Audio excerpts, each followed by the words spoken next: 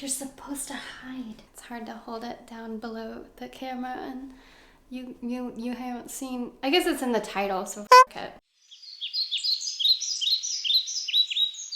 Hello and welcome to today's episode of Meet the Houseplants, the series where I introduce you to every single plant in my home, no matter how long it takes. Today I want to talk about Anthurium clarinervium. People are obsessed with this plant. I say it all the time on Instagram. Anthurium clarinervium is native to Chiapas, Mexico, a very specific region of Mexico that borders Guatemala. You'd think that it would grow all over the Amazon and all over the tropical or subtropical Americas, but no, it's not the case.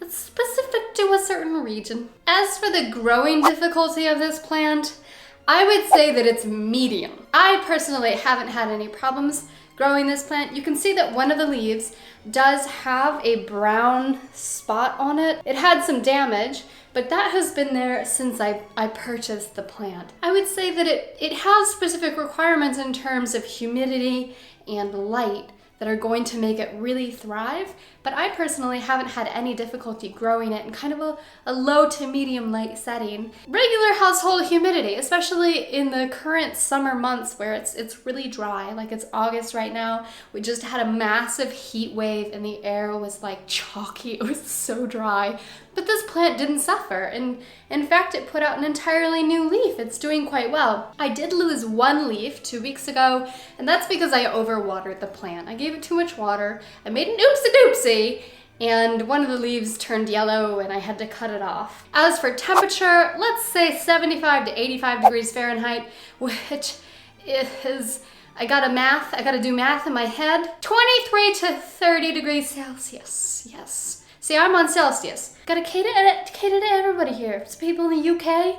I didn't forget about you. Germans, I know where you at. Estonians, bunch of Estonians for some reason. Love you guys. So as for humidity, this plant is always going to do really well in high humidity. It's really gonna thrive in that. Like I've said, for me personally, this summer it's been quite dry, and so my household humidity has been like 30% to 55% for the most part. It doesn't turn brown and crispy on the edges in spite of there being like one entire week of really low humidity here in Lille in the summer. It's always going to prefer bright but indirect light. I say it in every single one of my Meet the Houseplants videos. I always favor plants that do okay in low light, but that will thrive and really enjoy bright but indirect light. Things like this happen when you put this plant in the sun. It's quite sensitive. The soil needs to be quick draining, and it needs to allow a lot of aeration around the roots. So your best bet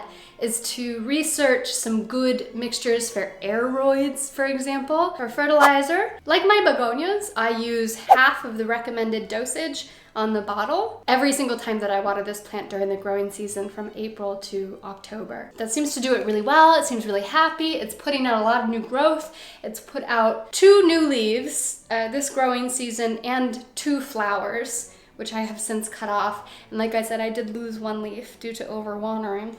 A little whoopsie-dipsy on my part. For pruning the plant, you don't have a lot to work with. You know, the only time that I really prune this plant is when it puts out a flower, because I just find the flowers uninteresting. They don't look like flowers. They're quite phallic looking. They don't appeal to me. When it comes to propagating, that's best done when you are repotting this plant, because when you take it out of the soil, you can see that there are different parts to the plant and you can separate it into different plants.